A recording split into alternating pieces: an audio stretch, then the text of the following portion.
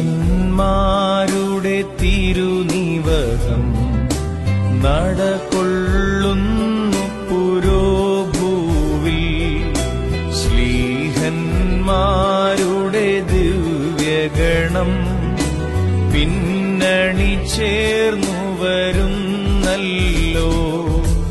ഊശാന ഊശാന ദാവീദാത്മജനൂശാന. ഊശാന ഊശാന ദാവീദാത്മജനൂശാന.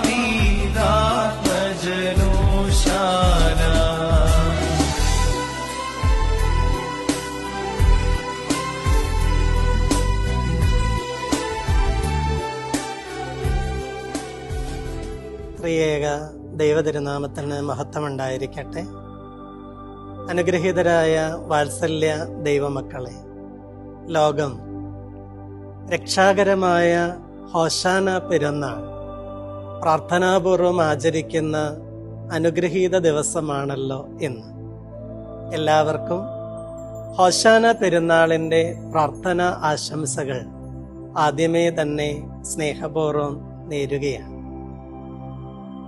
ലോകൈക രക്ഷകനായ യേശു തമ്പുരാന്റെ യെരുശലേമിലേക്കുള്ള രാജകീയ പ്രവേശനത്തെ അവനെ ഇഷ്ടപ്പെടുന്നവർ എല്ലാവരും ആർപ്പുവിളികളോടെ ആദരപൂർവമാണ് വരവേറ്റത്.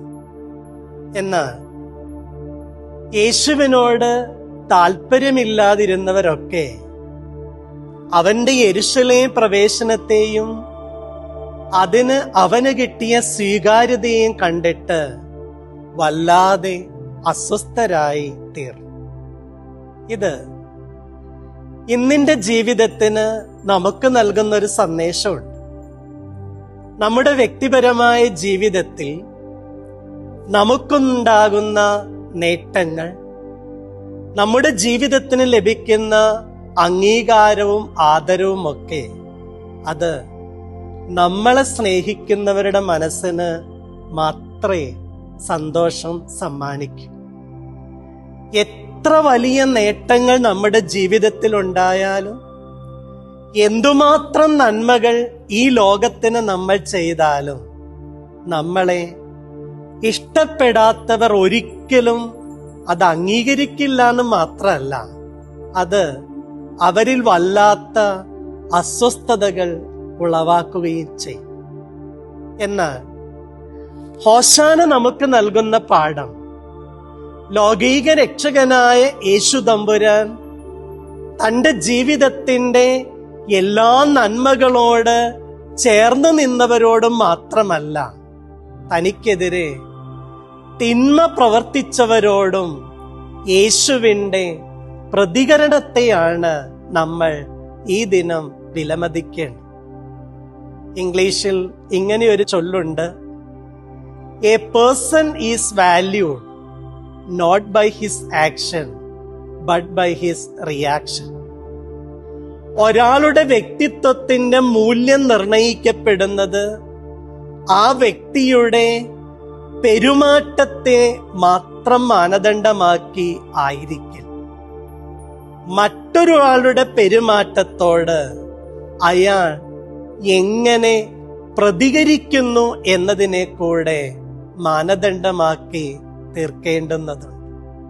യേശു തന്നെ ക്രൂശിച്ചവരെ നോക്കിപ്പോലും തമ്പുരാനോട് പ്രാർത്ഥിച്ചത്, ദൈവമേ, ഇവർ ചെയ്യുന്നത് ഇന്നതെന്നറിയാകിയാൽ ഇവരോട് ക്ഷമിക്കണമേ എന്ന് മാത്രം. മനുഷ്യരുടെ പെരുമാറ്റത്തിന്റെ മുന്നിൽ മഹത്തരമായി മാന്യതയോടെ പ്രതികരിക്കാനുള്ള ഒരു നല്ല മനസ്സ്, അത് സ്വന്തമാക്കുവാൻ ഹോശാന പെരുന്നാൾ നമ്മെ സ്നേഹപൂർവ്വം ക്ഷണിക്കുകയാണ്.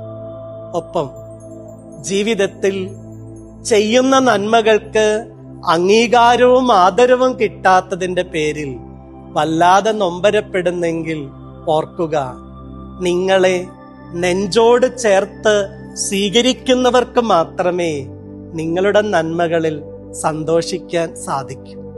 അല്ലാത്തവരൊക്കെ നിങ്ങളുടെ ജീവിതത്തിന്റെ തിന്മകളും ദുരന്തങ്ങളിലും മാത്രമേ സന്തോഷിക്കാനായി സാധിക്കൂ. മറ്റൊരാൾ നമ്മളെ പ്രതി സന്തോഷിക്കുന്നെങ്കിൽ അവർ നമ്മളെ നെഞ്ചോട് ചേർത്ത് പിടിച്ച് സ്നേഹിക്കുന്നു എന്ന് മാത്രം കരുതിയാൽ മതി. ഈ ഹോശാന അനുഗ്രഹത്തിൻ്റെതാകട്ടെ, ജീവിതത്തെ കുറെ കൂടെ വിശുദ്ധീകരിക്കാൻ ഉതകുന്നതാകട്ടെ, കാഴ്ചപ്പാടുകളെ കുറെ കൂടെ വിശാലമാക്കുന്നതാക്കി തീർക്കാൻ സഹായിക്കട്ടെ. എല്ലാവർക്കും നന്മകളും അനുഗ്രഹങ്ങളും സ്നേഹപൂർവ്വം നേരുന്നു. ദൈവം അനുഗ്രഹിക്കട്ടെ. ദാവീദിന്റെ നന്ദന